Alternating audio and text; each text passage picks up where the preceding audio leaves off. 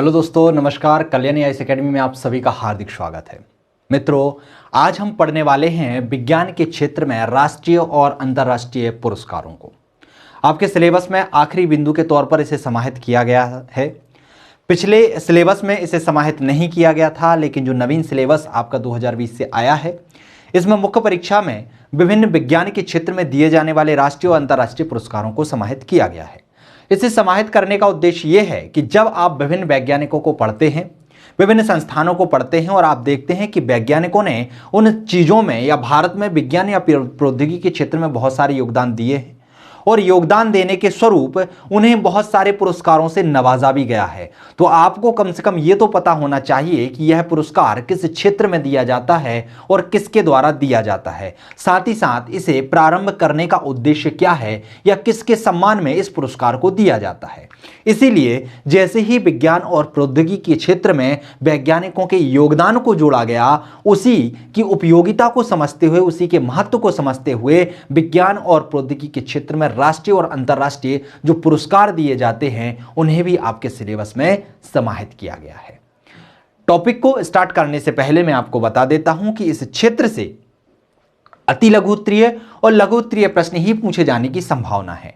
आपसे पूछा जा सकता है कि यह पुरस्कार किस क्षेत्र में दिया जाता है, या इसका प्रारंभ कब से हुआ है, या फिर पूछा जा सकता है इस पुरस्कार की विशेषता क्या है, या किस किस भारतीय को यह पुरस्कार दिया गया है। तो इस तरीके से ये प्रश्न पूछे जा सकते हैं। इनमें से कुछ एक प्रश्न है जैसे कि नोबेल पुरस्कार है या भारत रत्न है, यहां से दीर्घ उत्तरीय प्रश्न पूछे जा सकते हैं जो 11 नंबर के प्रश्न के रूप में आ सकते हैं। तो आपको नोबेल पुरस्कार, क्योंकि यह सबसे बड़ा अंतर्राष्ट्रीय पुरस्कार है विज्ञान के क्षेत्र में, तो यह दीर्घ उत्तरीय प्रश्न 11 नंबर 200 शब्दों में पूछा जा सकता है। उसी तरीके से भारत का सबसे बड़ा पुरस्कार है भारत रत्न, तो उसके विषय में भी आपसे 200 शब्दों या 11 नंबर में प्रश्न पूछा जा सकता है। लेकिन इसके अलावा बाकी जितने भी पुरस्कार हैं वह आपसे 3-3 नंबर में ही पूछे जाने की संभावना है। हाँ, इनमें से कुछ पुरस्कार ऐसे हैं जिन्हें 5 नंबर में पूछे जाने की संभावना है, उनको भी हम डिटेल में देख लेंगे। तो चलिए प्रारंभ करते हैं हम आज का टॉपिक, जिसमें सबसे पहले हम देखते हैं विज्ञान के क्षेत्र में अंतर्राष्ट्रीय पुरस्कारों को, कि अंतर्राष्ट्रीय स्तर पर विज्ञान के क्षेत्र में कौन कौन से पुरस्कार प्रदान किए जाते हैं। तो जैसे ही अंतर्राष्ट्रीय पुरस्कार की बात आती है और वो भी विज्ञान के क्षेत्र में, तो उसमें सबसे पहला नाम आता है नोबेल पुरस्कार का। नोबेल पुरस्कार की बात करें तो इसकी स्थापना 1901 में की गई थी। इस पुरस्कार की स्थापना कब की गई थी? 1901 में की गई थी। किसके सम्मान में की गई थी? तो एक वैज्ञानिक थे जो स्वीडिश वैज्ञानिक थे, उनका पूरा नाम था अल्फ्रेड बर्नहार्ड नोबेल। क्या नाम था? अल्फ्रेड बर्नहार्ड नोबेल, जिन्होंने 1867 में डायनामाइट की खोज की थी। तो जो नोबेल हैं, कौन से? अल्फ्रेड बर्नहार्ड नोबेल, उन्होंने 1867 में डायनामाइट की खोज की थी। ये बहुत ही प्रसिद्ध स्वीडिश वैज्ञानिक थे, स्वीडन के वैज्ञानिक थे। इन्होंने अपनी संपत्ति, जितनी भी इनकी संपत्ति थी, तो मरने से पहले उन्होंने इस संपत्ति को किसमें? पुरस्कार के रूप में विज्ञान के क्षेत्र में, साहित्य के क्षेत्र में योगदान देने वाले व्यक्तियों को पुरस्कृत हेतु अपनी सारी की सारी संपत्ति दान में दे दी थी। और कहा गया था कि इस संपत्ति से प्रत्येक वर्ष एक पुरस्कार विज्ञान के क्षेत्र में दिया जाना चाहिए। तब से विज्ञान के क्षेत्र में, विज्ञान के विभिन्न क्षेत्रों में, भौतिकी हो, रसायन हो, अर्थशास्त्र हो, समाजशास्त्र हो,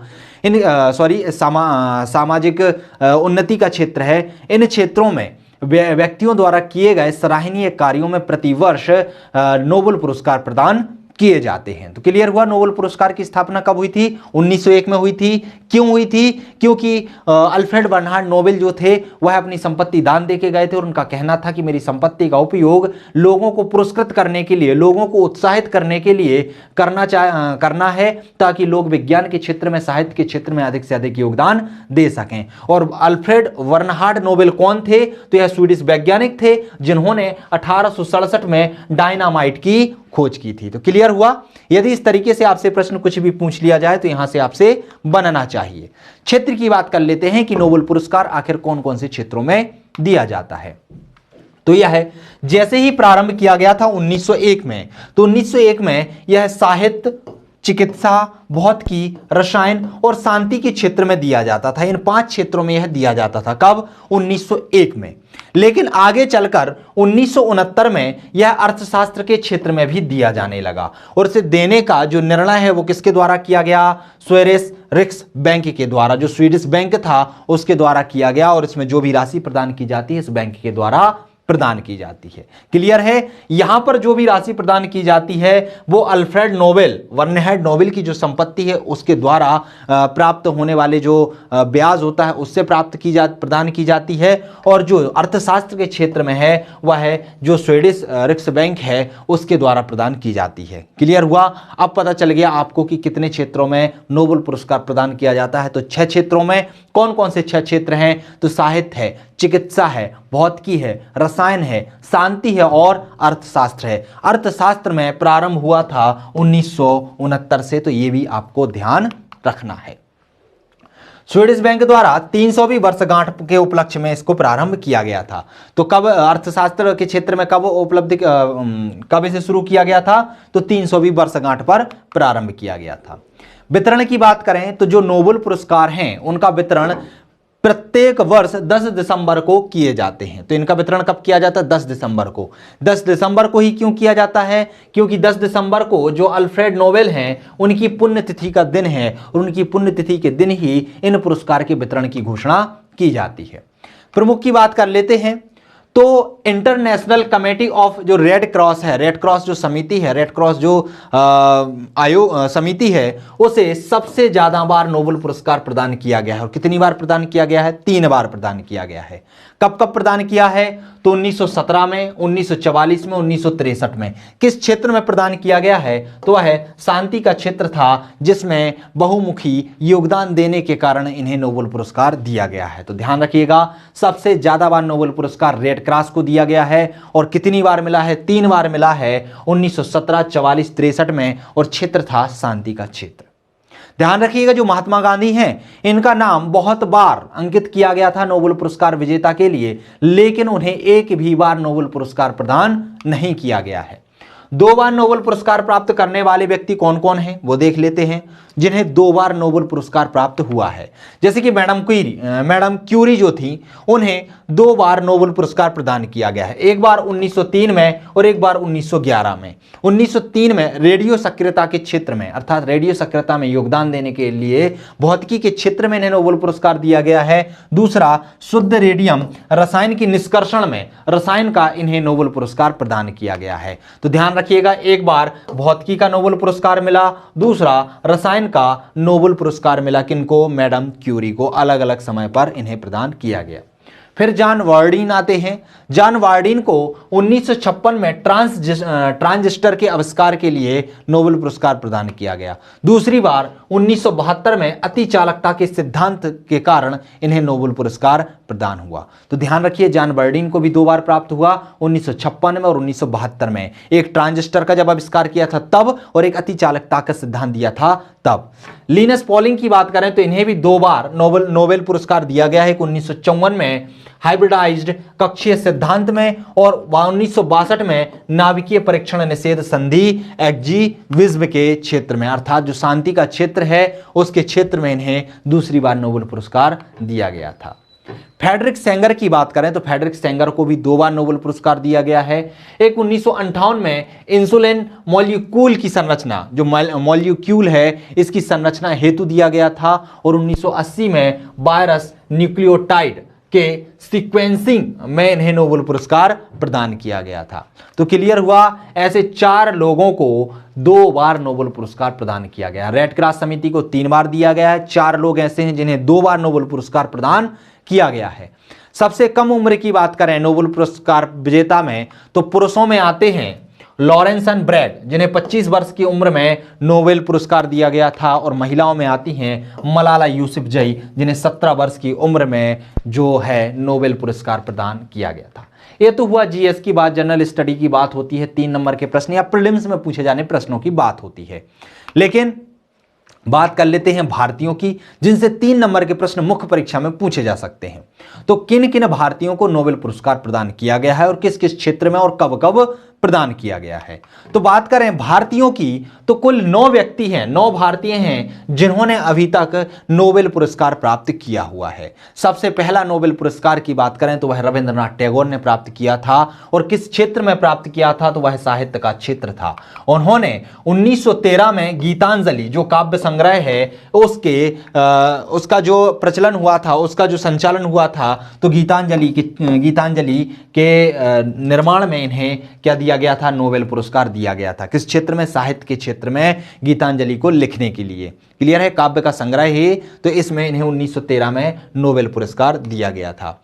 फिर सीवी रमन को भौतिकी के क्षेत्र में नोबेल पुरस्कार दिया गया था। कब दिया गया था तो 1930 में रमन प्रभाव हेतु। हम अभी डिटेल में पिछली वीडियो में देख चुके हैं सीवी रमन ने रमन प्रभाव की खोज की थी और क्या कहा था रमन प्रभाव के अंतर्गत। और हमने ये भी बताया था कि जो सीवी रमन थे वो प्रथम भारतीय थे जिन्हें विज्ञान के क्षेत्र में पहला नोबेल पुरस्कार मिला था, और भारत रत्न प्राप्त करने वाले भी पहले भारतीय थे। क्लियर हुआ। चलिए आगे बढ़ते हैं। हरगोविंद खुराना जिन्हें चिकित्सा के क्षेत्र का नोबेल पुरस्कार प्रदान किया गया था। कब प्रदान किया गया था तो 1968 में प्रदान किया गया था। क्यों किया गया था, क्योंकि इन्होंने कृत्रिम जीन के संश्लेषण पर चर्चा की थी, कृत्रिम जीन का संश्लेषण किया था। तो इस क्षेत्र में इन्हें 1968 में चिकित्सा का नोबेल पुरस्कार प्रदान किया गया था।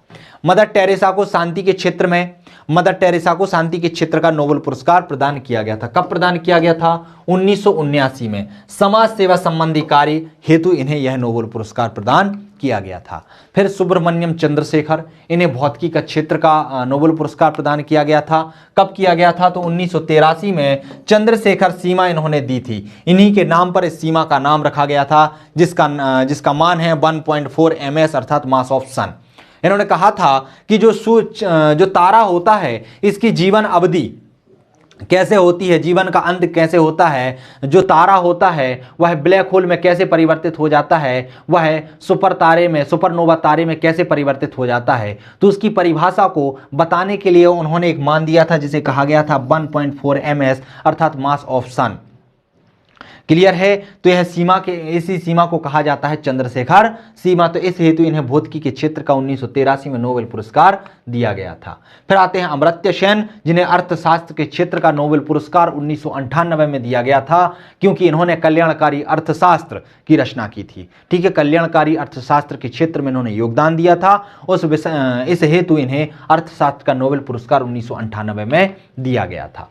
बीएस नायपाल की बात करें तो इन्हें साहित्य के क्षेत्र का नोबेल पुरस्कार 2001 में प्रदान किया गया था।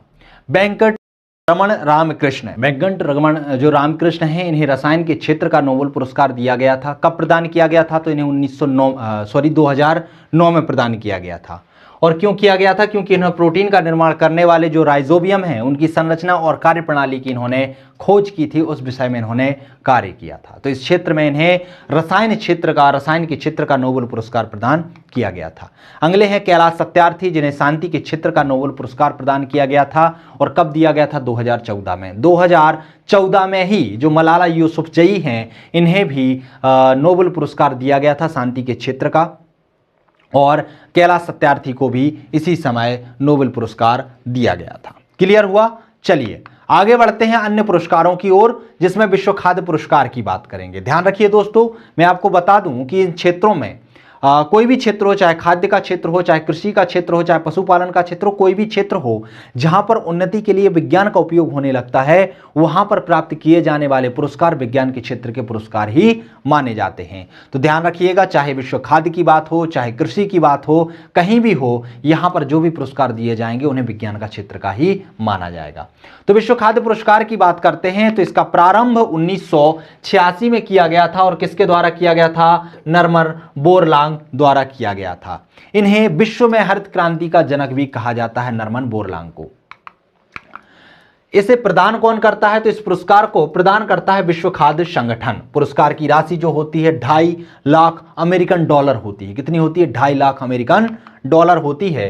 किस क्षेत्र में दिया जाता है? तो भुखमरी को कम करने वाले, वैश्विक खाद्य सुरक्षा को बढ़ाने में कार्य करने वाले व्यक्तियों को यह पुरस्कार दिया जाता है। जो व्यक्ति पूरे विश्व में कहीं भी भुखमरी को कम करने, वैश्विक खाद्य सुरक्षा को बढ़ाने के क्षेत्र में कार्य करता है, उसे विश्व खाद्य पुरस्कार विश्व खाद्य संगठन के द्वारा प्रदान किया जाता है। ध्यान रखिए, इसकी शुरुआत 1986 में नॉर्मन बोरलांग द्वारा की गई थी। विशेष क्या है, इसे कृषि क्षेत्र का नोबेल पुरस्कार कहा जाता है। जैसे कि हमने देखा था कि नोबेल पुरस्कार 6 क्षेत्रों में दिया जाता था, तो जिस तरीके से विज्ञान के क्षेत्र में सबसे बड़ा पुरस्कार नोबेल पुरस्कार है, उसी तरीके से कृषि के क्षेत्र में दिया जाने वाला विश्व खाद्य पुरस्कार यहां का सबसे बड़ा पुरस्कार माना जाता है। प्रथम पुरस्कार किसे दिया गया था, तो यह 1987 में एम.एस. स्वामीनाथन को दिया गया था, जो है भारत में हरित क्रांति के जनक माने जाते हैं। विश्व में हरित क्रांति के जनक की बात आती है तो नॉर्मन बोरलांग है, लेकिन भारत में यदि हरित क्रांति के जनक आपसे पूछे जाएं तो वह कौन होते हैं, एम.एस. स्वामीनाथन, जिन्हें 1987 में नॉर्मन बोरलांग द्वारा चालू किए गए विश्व खाद्य पुरस्कार प्रदान किया गया था। फिर 2021 अभी किसको दिया गया है, तो डॉक्टर शकुंतला हरकिशन स्टेट को यह दिया गया है। तो डॉक्टर शकुंतला जो हरकसन जो हैं, उन्हें क्या कहा जाता है, तो यह भारतीय मूल की पोषण वैज्ञानिक हैं। तो ये क्या है, भारतीय मूल की पोषण वैज्ञानिक हैं। कौन, डॉक्टर शकुंतला हरकसन, यह भारतीय मूल की पोषण वैज्ञानिक हैं। इन्होंने समुद्री भोजन और खाद्य यंत्र के लिए समग्र एवं पोषण के प्रति संवेदनशील दृष्टिकोण विकसित करने हेतु यह पुरस्कार इन्हें प्रदान किया गया है। इतना ज्यादा याद करने की जरूरत नहीं है, बस इतना याद रख लीजिए 2021 में किसे दिया गया है, सबसे पहला भारतीय कौन था जिसे यह प्रदान किया गया था, प्रथम पुरस्कार यह किसे प्रदान किया गया था। अगले पुरस्कार की बात करते हैं जिसे कहते हैं एबेल पुरस्कार। एबेल पुरस्कार का प्रारंभ 2002 में नॉर्वे सरकार द्वारा नील सैडविक एबेल की जो 200वीं वर्षगांठ थी, मतलब इनकी 200वीं वर्षगांठ के आधार पर इसे चालू किया गया था। किसके द्वारा चालू किया गया था, नॉर्वे सरकार के द्वारा किया गया था। किसके सम्मान में किया गया था, तो नील सैडविक एबेल के सम्मान में से चालू किया गया था। क्लियर है। पुरस्कार की राशि कितनी है, तो इसमें पुरस्कार की राशि है 7.5 मिलियन नॉर्वेजियन क्रोनर, अर्थात इसमें नॉर्वेजियन क्रोनर दिए जाते हैं कितने, 7.5 मिलियन। क्षेत्र की बात करते हैं, किस क्षेत्र में दिया जाता है, तो यह गणित में असाधारण योगदान हेतु दिया जाता है। तो एबेल पुरस्कार किस क्षेत्र में दिया जाता है, गणित के क्षेत्र में असाधारण योगदान देने के क्षेत्र में दिया जाता है। इसे गणित का नोबेल पुरस्कार कहा जाता है। तो इस तरीके के प्रश्न 3 नंबर में भी आपसे पूछे जा सकते हैं कि कृषि के क्षेत्र का नोबेल पुरस्कार किसे कहा जाता है, गणित के क्षेत्र का नोबेल पुरस्कार किसे कहा जाता है। और मान लीजिए एबेल पुरस्कार ही लिखा आ जाए तो आपको ये चीज लिखना है कि इसे गणित के क्षेत्र का नोबेल पुरस्कार कहा जाता है। 2021 में लाजलो लोवास एवं बिजडरसन को यह प्रदान किया गया था। फिर अगले पुरस्कार की बात करते हैं जिसका नाम है ट्यूरिंग पुरस्कार। ट्यूरिंग पुरस्कार की शुरुआत 1966 में एलन ट्यूरिंग की याद में association of computer machine ACM द्वारा किया गया था। किसके द्वारा किया गया था, ACM के द्वारा इसका प्रारंभ किया गया था। इसकी राशि कितनी होती है, तो US डॉलर में 1 लाख डॉलर इसकी क्या होती है, इनाम की राशि होती है। क्षेत्र की बात करें तो कंप्यूटर क्षेत्र में अभूतपूर्व योगदान देने में इस पुरस्कार दिया जाता है। तो ट्यूरिंग पुरस्कार किस क्षेत्र में दिया जाता है, कंप्यूटर के क्षेत्र में अभूतपूर्व योगदान देने हेतु प्रदान किया जाता है। इसे कंप्यूटर विज्ञान के क्षेत्र का नोबेल पुरस्कार कहा जाता है। 2020 का यह पुरस्कार किसे दिया गया था, तो जेफरी एलमैन एवं अल्फ्रेड वी अहो को यह प्रदान किया गया था। यदि आपको 2020 के याद नहीं रहते हैं तो ज़्यादा जरूरत नहीं है, प्रीलिम्स के हिसाब से ये महत्वपूर्ण है, बट आपको ये ध्यान रखना है कि कोई भी पुरस्कार है उसका प्रारंभ कब, किसके द्वारा, क्यों किया गया, राशि कितनी है और क्षेत्र क्या है, किस क्षेत्र में से दिया जाता है। फील्ड्स मेडल की बात करते हैं तो फील्ड्स मेडल की शुरुआत 1936 में इंटरनेशनल मैथमेटिकल यूनियन द्वारा प्रदान किया गया था। विशेष क्या है, तो यह 40 वर्ष से कम उम्र के गणित शोधकर्ताओं को प्रदान किया जाता है। मतलब जिन व्यक्तियों की उम्र 40 वर्ष से कम है और उन्होंने गणित के क्षेत्र में शोध का कार्य किया है उन्हें दिया जाता है। और यह पुरस्कार 4 वर्ष में एक बार दिया जाता है, यह आपको ध्यान रखना है। तो यह पुरस्कार कितने वर्षों में दिया जाता है, 4 वर्षों में एक बार दिया जाता है। ब्रेक थ्रू प्राइज की बात करते हैं तो ब्रेक थ्रू प्राइज की शुरुआत 2012 में यूरी मिनलर द्वारा की गई थी। किसके द्वारा, मिनलर द्वारा की गई थी। राशि 8 करोड़ रुपए इसमें दिए जाते हैं। क्षेत्र की बात करते हैं तो जीव विज्ञान, भौतिक विज्ञान, सॉरी ये क्या है, मौलिक, हाँ मौलिक भौतिक और गणित के में उत्कृष्ट योगदान हेतु यह प्रदान किया जाता है। तो किस किस में, जीव विज्ञान में किया जाता है, मौलिक भौतिकी में किया जाता है, गणित में उत्कृष्ट योगदान देने हेतु यह प्रदान किया जाता है।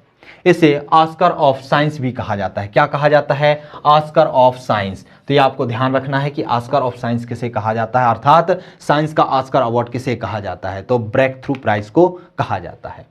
वोल्फ अवार्ड की बात करते हैं तो जो वोल्फ अवार्ड है इसकी शुरुआत 1976 में की गई थी और प्रदाता कौन है, वोल्फ फाउंडेशन। वोल्फ फाउंडेशन जो इजराइल में है उसके द्वारा यह प्रदान किया जाता है। राशि यूएस डॉलर में $1 लाख होती है, $1 लाख इसमें प्रदान किए जाते हैं। यह नोबेल के बाद भौतिकी रसायन विभाग का दूसरा सबसे महत्वपूर्ण अवार्ड है। किसका, भौतिकी और रसायन विभाग का सबसे बड़ा नोबेल पुरस्कार है और दूसरा कौन सा है, वोल्फ अवार्ड है। इसके बाद यूनेस्को अवार्ड की बात करते हैं तो इसकी शुरुआत 1968 में की गई थी। क्षेत्र कौन कौन से हैं, तो इसके क्षेत्र हैं शिक्षा, स्वास्थ्य, अभियांत्रिकी आदि दूरस्थ व पिछड़े स्थानों हेतु तकनीकी नवोन्मेष में किस किस में दिया जाता है, शिक्षा, स्वास्थ्य, अभियांत्रिकी। इन क्षेत्रों में दूरस्थ या पिछड़े स्थानों में तकनीकी जब हम नए उन्मेष लेके आते हैं, इनमें सुधार लेके आते हैं तो इस क्षेत्र में इसे प्रदान किया जाता है। लास्कर पुरस्कार, ध्यान रखिए ऑस्कर नहीं है, लास्कर पुरस्कार है। लास्कर पुरस्कार की शुरुआत 1945 में की गई थी और प्रदाता है लास्कर फाउंडेशन। क्षेत्र क्या है, चिकित्सा विज्ञान के क्षेत्र में इसे प्रदान किया जाता है और राशि है इसकी $2.5 लाख। कितनी है, $2.5 लाख इसमें प्रदान किए जाते हैं। अल्बर्ट आइंस्टीन पुरस्कार की बात करें तो इसका प्रारंभ 1951 में किया गया था।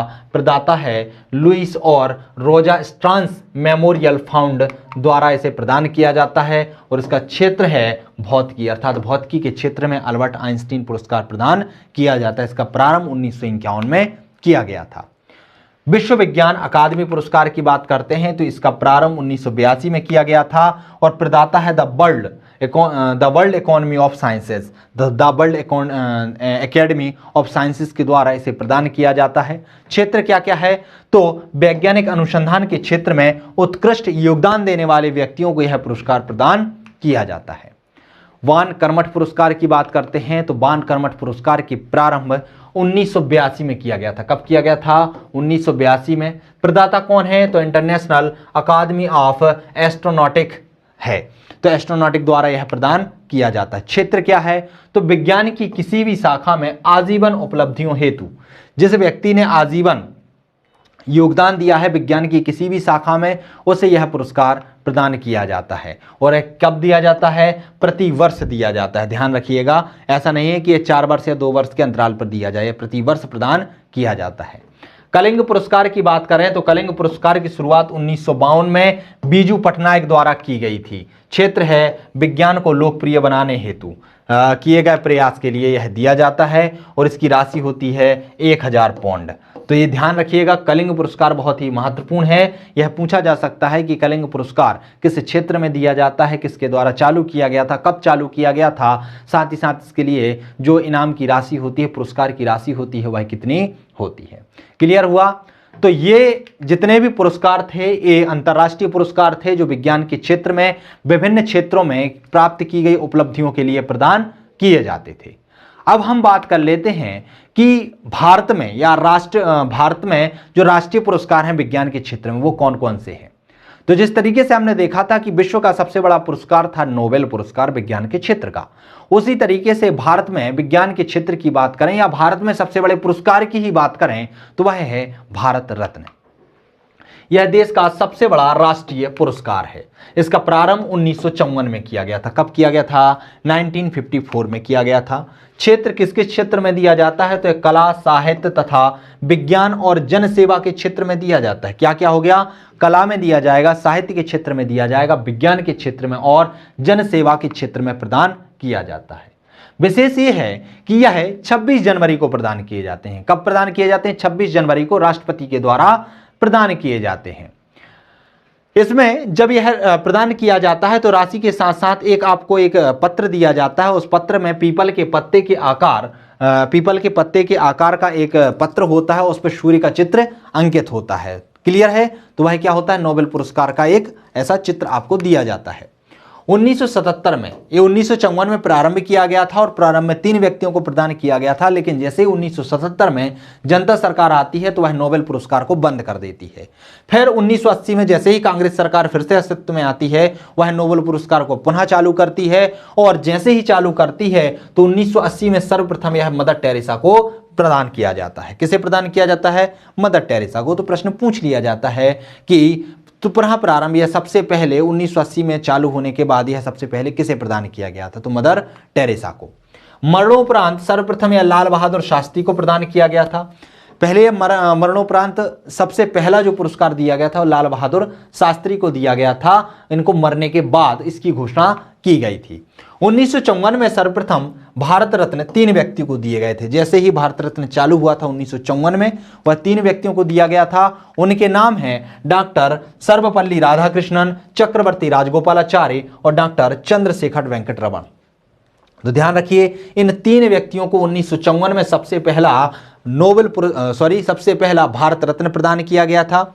फिर जनता सरकार द्वारा 1970 में बंद कर दिया गया था। 1980 में कांग्रेस ने पुनः चालू किया और सबसे पहले किसे दिया था? मदर टेरेसा को दिया था। तो ये तीनों नाम भी आपको याद रखने हैं और ये नाम भी याद रखना है। इन तीनों में भी सबसे पहले किसे दिया गया था? सर्वपल्ली राधाकृष्णन को दिया गया था। इसलिए कहा जाता है कि भारत रत्न प्राप्त करने वाला पहला भारतीय कौन था? तो डॉक्टर सर्वपल्ली राधाकृष्णन थे। क्लियर हुआ? चलिए आगे बढ़ते हैं। क्या हुआ था, जैसे ही मरणोपरांत नोबेल भारत रत्न प्रदान किए जा रहे थे, उसी वक्त राजीव गांधी को मरणोपरांत भारत रत्न प्रदान करने की घोषणा की गई।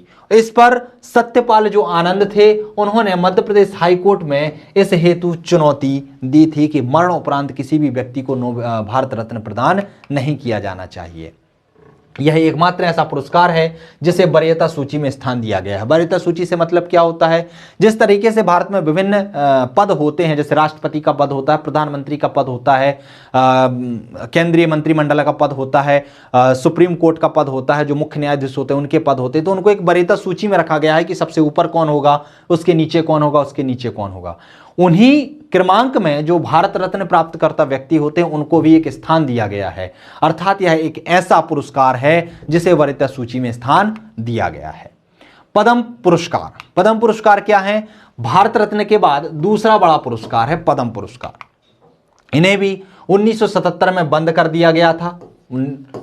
कब बंद कर दिया गया था? जैसी जनता सरकार आई थी तो पद्म पुरस्कारों को भी भारत रत्न के साथ ही बंद कर दिया गया था। लेकिन 1980 में जैसे ही कांग्रेस सरकार पुनः अस्तित्व में आती है, वह इसे फिर से चालू कर देती है। जो पद्म पुरस्कार है, इसके अंतर्गत 3 प्रकार के पुरस्कार दिए जाते हैं। एक पद्म विभूषण होता है, एक पद्म भूषण होता है और एक पद्म श्री होता है। तो इस 3 प्रकार के जो पदक हैं वह इसके तहत दिए जाते हैं। ध्यान रखिएगा, ये तीनों प्रकार के जो पद्म पुरस्कार हैं, चाहे पद्म विभूषण है, पद्म भूषण हो, चाहे पद्म श्री हो, यह भारत रत्न के साथ ही दिए जाते हैं। 26 जनवरी को ही प्रदान किए जाते हैं।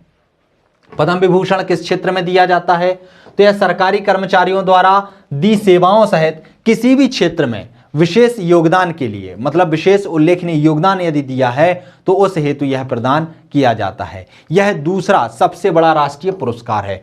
भारत रत्न के बाद यदि दूसरा सबसे बड़ा पुरस्कार देखा जाए तो वह पद्म विभूषण है। तीसरा कौन सा आता है? तीसरा आता है पद्म भूषण। यह किस क्षेत्र में दिया जाता है? तो किसी भी क्षेत्र में विशिष्ट कार्य करने के लिए दिया जाने वाला यह तीसरा राष्ट्रीय पुरस्कार है। और पद्मश्री चौथा सबसे बड़ा राष्ट्रीय पुरस्कार है और यह भी किसी भी क्षेत्र में विशिष्ट कार्य हेतु दिया जाता है। तो क्लियर हुआ कि भारत रत्न, पद्म विभूषण, पद्म भूषण और पद्मश्री किस किस क्षेत्र में दिया जाता है और क्यों दिया जाता है। बात कर लेते हैं अन्य पुरस्कारों की।